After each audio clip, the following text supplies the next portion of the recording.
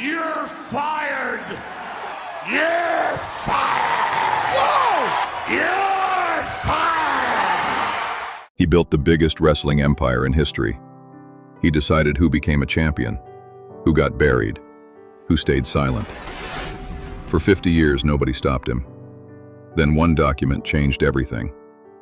Vincent Kennedy McMahon grew up with nothing. Absent father, unstable childhood. He found professional wrestling as a teenager and made a decision that would shape the next 5 decades of his life. He was going to own it. In 1982, he bought the World Wrestling Federation from his own father. Then he did something nobody in the wrestling world had ever attempted. He went national.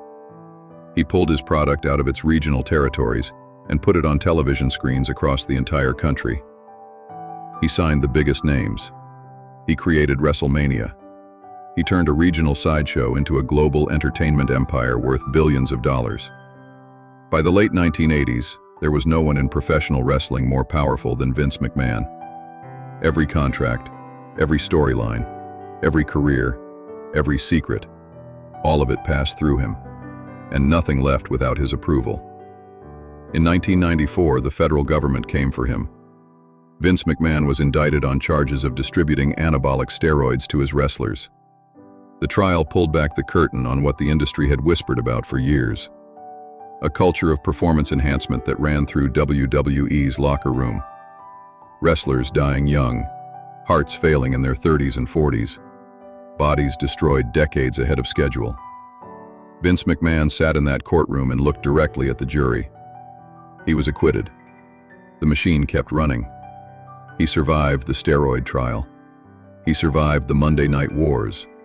He survived the Montreal Screwjob controversy.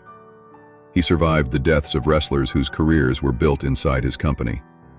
He survived every investigation, every allegation, and every whisper the industry ever produced about him. For 50 years, Vince McMahon was untouchable. Then in 2022, the Wall Street Journal published an investigation that changed the temperature of everything. Multiple women had come forward with allegations against him spanning decades. Hush money payments totaling millions of dollars. Non-disclosure agreements signed in exchange for silence. A pattern that had apparently been running quietly underneath the empire he had built. Vince McMahon resigned as WWE chairman in July 2022. He came back 6 months later. He looked at the board of directors. He looked at his company. And he came back. Then in January 2024, a former WWE employee filed a federal lawsuit against Vince McMahon. The allegations inside that document were specific, detailed, documented. They named other individuals. They described a pattern of behavior that went far beyond what had already been reported. This time, there was no coming back. Vince McMahon resigned permanently. The federal investigation expanded. TKO, WWE's parent company, removed him from all operations immediately. The man who had survived everything professional wrestling and the United States government had thrown at him for 50 years could not survive what was written in that lawsuit. The shows still run every week. The titles still change hands. WrestleMania still sells out stadiums every year. Vince McMahon built something so big it outlived him. He is now at home under federal investigation. The empire is still standing. The locker room he built his world on is still performing every Monday and Friday night.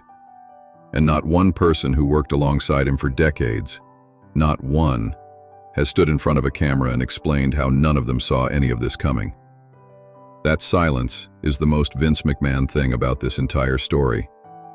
He spent 50 years teaching everyone around him to stay quiet. Turns out he was very good at his job.